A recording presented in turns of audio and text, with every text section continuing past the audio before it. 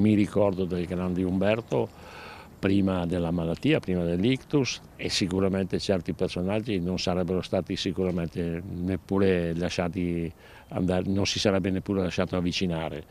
È chiaro che qualcuno poi ha sfruttato il suo lavoro per fini propri. Dispiace perché è caduto, diciamo, nel dimenticatoio, ma soprattutto io mi ricordo l'Umberto Bossi prima dell'ictus, e sicuramente era un uomo politico che non si sarebbe mai fatto calpestare da chi in questo momento ne ha tratto vantaggio. Non è solo il momento del cordoglio per Gian Antonio Darè, uno dei grandi espulsi della Lega Salviniana, forse il più eccellente. Attorno a Bossi, fa intendere, si era creata una spessa coltre di ipocrisia, quasi un isolamento forzato.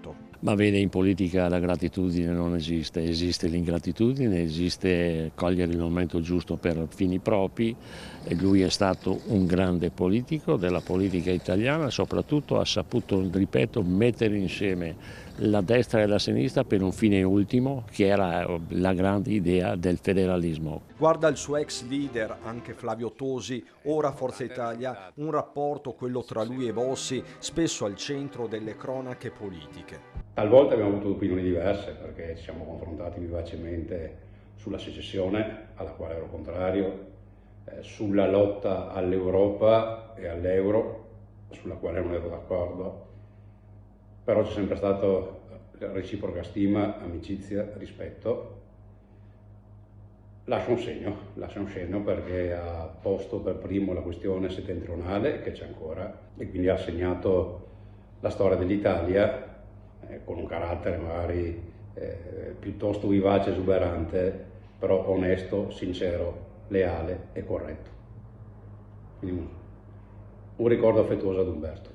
Chi in Lega c'è ancora, pur conservando lo spirito ribelle del Senatur, è di certo Roberto Bulldog Marcato. Il suo è un messaggio a chi Bossi, se non rinnegato, lo ha dimenticato.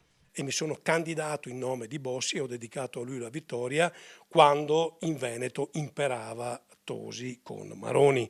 E io, come sempre ho fatto in vita mia, sto sui valori e io mi sono candidato da bossiano. Se non ci fosse stato Bossi con quei simboli che qualcuno oggi guarda come naif, no? Magari anche un po' schifato, magari, ecco, ricordo anche a questi signorini della politica che senza Bossi, con tutto il suo apparato comunicativo, oggi non ci sarebbero, non ci saremmo, non ci sarebbe Marcato, Zaia, Stefani, Salvini stesso e tanti amministratori, sindaci che di fatto a Bossi devono tutto.